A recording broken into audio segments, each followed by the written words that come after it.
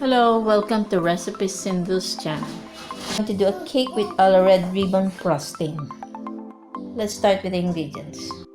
For the cake, we'll be needing 4 eggs, 3/4 cup oil, 1 teaspoon salt, 2 teaspoon espresso powder or coffee, 2 teaspoon baking soda, 1 cup all-purpose flour, 1 3/4 cup sugar, 1/2 cup cocoa powder, 2 tablespoons cornstarch, and 1 cup water. Now let's bake a cake. First off, whisk together all the dry ingredients. Start by sifting the flour.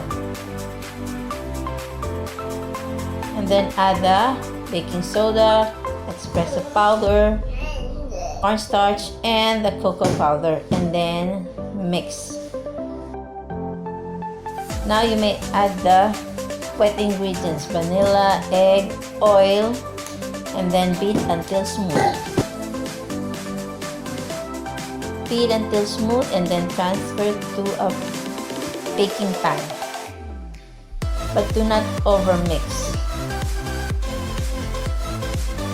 Now it's time to pour the butter into the prepared baking pan.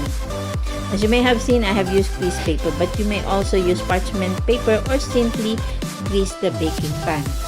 Tap 3 times and then bake. Now remove the cake from the oven once the cake is done and then let it cool for 15 minutes. Now remove the cake from the pan. To loosen a bit, run a knife around the edges of the pan and then flip it over. And then let it cool completely on the cooling rack. Now here's a tip. To check if the cake is done, simply insert a toothpick on the middle of the cake. If it comes out clean, the cake is done. Set aside the cake and prepare the frosting. For the frosting, we'll be needing 1 tall can evaporated milk, 1 cup sugar, 1/2 cocoa powder, 5 to 8 tablespoons cornstarch, and butter.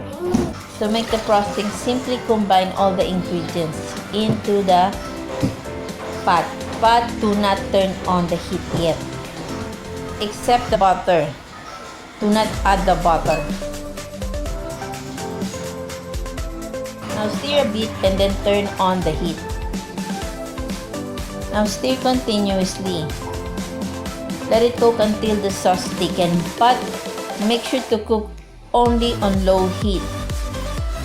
Take note, if you want a runny frosting, simply reduce the cornstarch to 2 tablespoons. But if you want a pipable one, then add more. Max is 10 tablespoons. Now, as soon as you have achieved your desired thickness, turn off the heat and let it cool. And then add the butter. Now stir and let it cool until the frosting is ready for piping or frosting. Set aside. Once cooled, spread on your cake.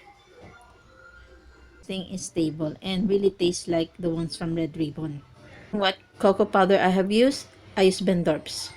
Check out the other recipes on this channel. Thank you and bye-bye.